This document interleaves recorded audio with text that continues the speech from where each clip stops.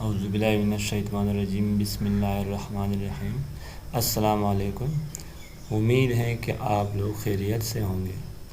آج ہم اردو کی کتاب کلاس ہفتم کی دوسری نظم نعت کی تشریحات اور مشق کریں گے۔ تو چلیے شروع کرتے ہیں۔ نعت کس نظم کو کہتے ہیں؟ ایسی نظم جس میں اللہ تعالیٰ کی تعریف بیان کی گئی ہو تو ایسی نظم کو نعت کہتے ہیں۔ اے خدا کے آخری پیغمبر، تجھ پر سلام، سب سے اونچا ہے خدا کے بعد تیرا ہی مقام۔ تیری فیاضی نے ذروں کو بنایا آفتاب، بن گئے اونٹوں کے چرواہے زمانے کے امام۔ اسود و احمر کی تو نے ختم کر ڈالی تمیز، ایک ہی صف میں بٹھائے تو نے آقا و غلام۔ تیری امت کیوں نہ پائے خیر امت کا خطاب، تو ہے جب خیر البشر، خیر الرسل، خیر الامام۔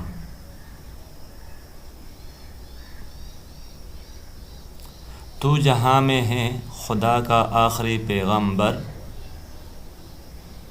تو جہاں میں ہے خدا کا آخری پیغمبر، ختم ہے تجھ پر نبوت، تجھ پہ ہر نعمت تمام۔ لیلۃ الاسریٰ میں سدرہ پر رکے روح الامین، اور سدرہ سے کہیں آگے ہوا تیرا مقام۔ شاف روز جزا اور ساقی کوثر ہیں تو حبیب کبریا ہے، تو رسولوں کا امام۔ دونوں عالم کی سعادت ہاتھ آئے گی ظہور، جب بنے گا تو محمد کے غلاموں کا غلام۔ شاعر کا نام حافظ ظہور الحق ظہور۔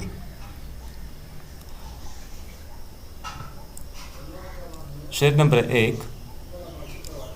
اے خدا کے آخری پیغمبر، تجھ پر سلام، سب سے اونچا ہے خدا کے بعد تیرا ہی مقام۔ سب سے پہلے حوالہ متن لکھیں گے۔ حوالہ متن اس طرح بھی لکھ سکتے ہیں۔ شاعر کا نام، نظم کا نام نعت، اور شاعر کا نام حافظ ظہور الحق ظہور۔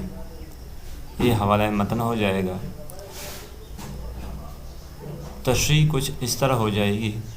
اس شعر میں شاعر حضور صلی اللہ علیہ وسلم کو اللہ تعالیٰ کا آخری پیغمبر مانتے ہوئے ان کی خدمات میں درود و سلام پیش کرتے ہیں اور عرض کرتے ہیں کہ ہمارے حضور اکرم صلی اللہ علیہ وسلم کا مقام خدا کے بعد سب سے اونچا ہے،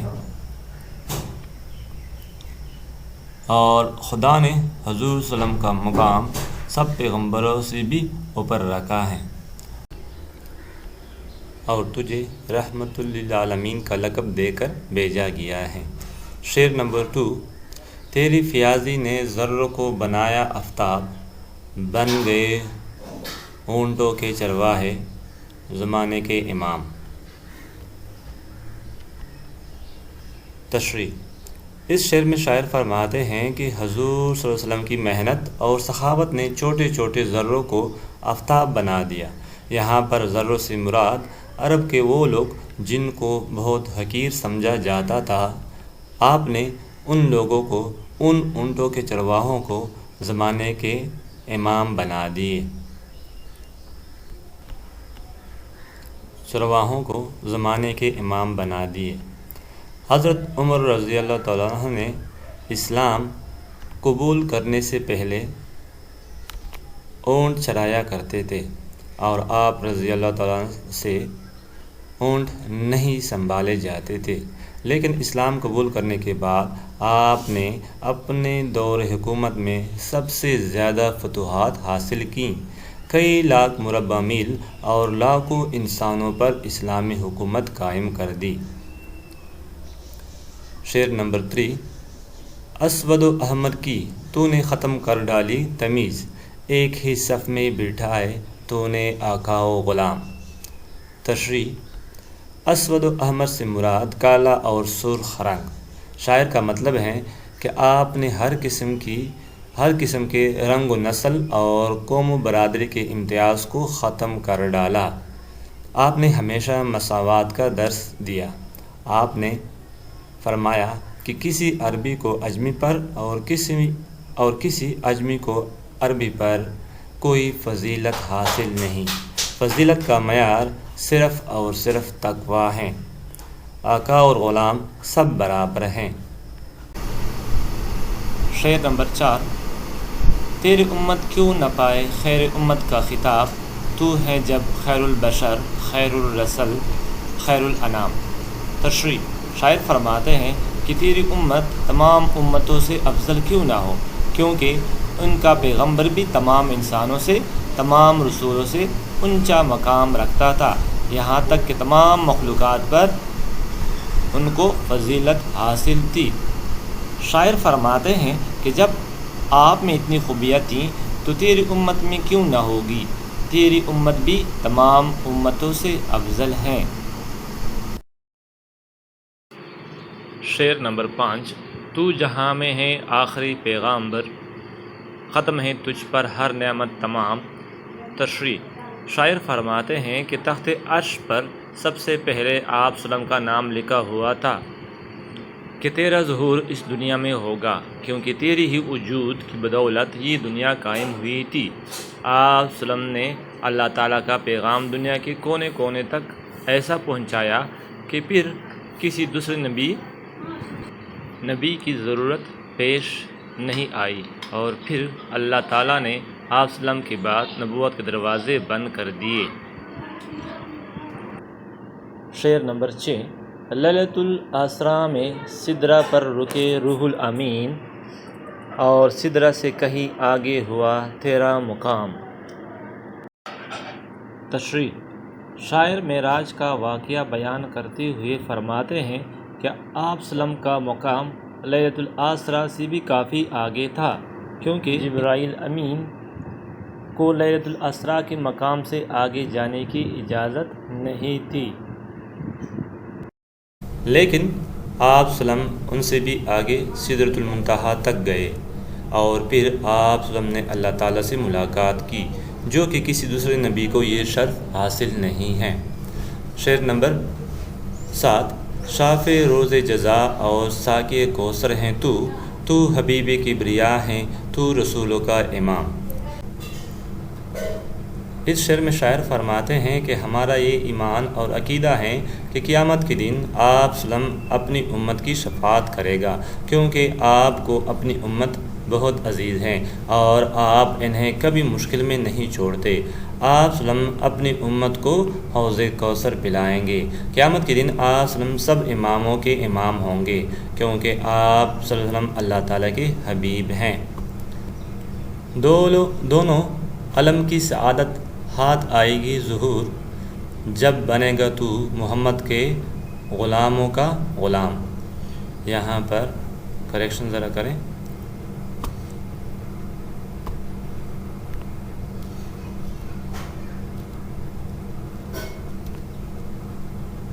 جب بنے گا تو محمد کے غلاموں کا غلام۔ تشریح: شاعر اپنے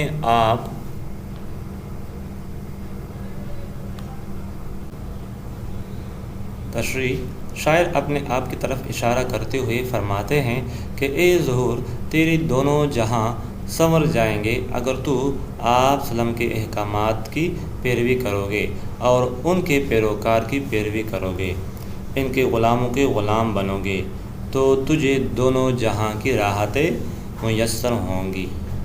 یہ تو اس نظم کی تشریح ہو گئی۔ اب آتے ہیں مشق کی طرف۔ مشق میں سب سے پہلے سوالات و جوابات کریں گے۔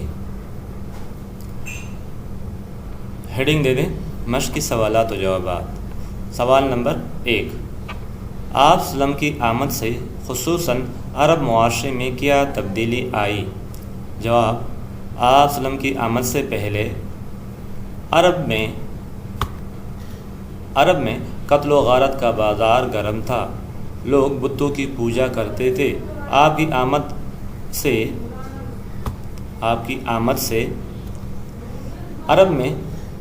عرب معاشرہ امن اور بھائی چارے کا گہوارہ بن گیا۔ عرب معاشرہ امن اور بھائی چارے کا گہوارہ بن گیا۔ سوال نمبر 2، اسود و احمر کی تمیز ختم ہونے سے شاعر کی کیا مراد ہے؟ جواب، اسود و احمر سے مراد سفید اور کالا، سفید اور سرخ بھی کہہ سکتے ہیں، یعنی آپ نے نسلی ذات پات کا امتیاز ختم کر دیا۔ آپ نے آخری خطبے میں فرمایا کہ کسی عربی کو اجمی پر اور کسی اجمی کو عربی پر کوئی فضیلت حاصل نہیں سوائے تقویٰ کے۔ سوال نمبر 3، ختم ہے تجھ پہ نبوت، تجھ پر ہر نعمت تمام سے شاعر کی کیا مراد ہے؟ جواب، محمد صلی اللہ علیہ وسلم اللہ کے آخری نبی ہیں، اللہ کے آخری نبی ہیں۔ آپ کے بعد کوئی نبی نہیں آئے گا۔ اللہ تعالیٰ سورۃ المائدہ میں یوں فرماتے ہیں کہ آج کے بعد تمہارا دین تمہارے لیے مکمل ہو گیا۔ نعمت تمام ہونے سے مراد دین کا مکمل ہونا ہے۔ سوال نمبر 4، چھٹے شعر میں کس خاص واقعے کی طرف اشارہ کیا گیا ہے؟ چھٹے شعر میں واقعہ معراج کی طرف اشارہ کیا گیا ہے کہ جب حضور صلی اللہ علیہ وسلم حضرت جبرائیل علیہ السلام کے ساتھ سدرۃ المنتہا کی طرف جا رہے تھے۔ سوال نمبر 5، شاف روز جزا کی وضاحت کریں۔ جواب، شاف روز جزا سے مراد حضور صلی اللہ علیہ وسلم کی ذات مبارک ہیں کہ قیامت کے دن حضور صلی اللہ علیہ وسلم اپنی امت کی شفاعت کریں گے اور دوزخ سے آزاد کروا کر جنت میں لے جائیں گے انشاءاللہ۔ تو یہ تو تشریحات اور مشقی سوالات و جوابات ہو گئے۔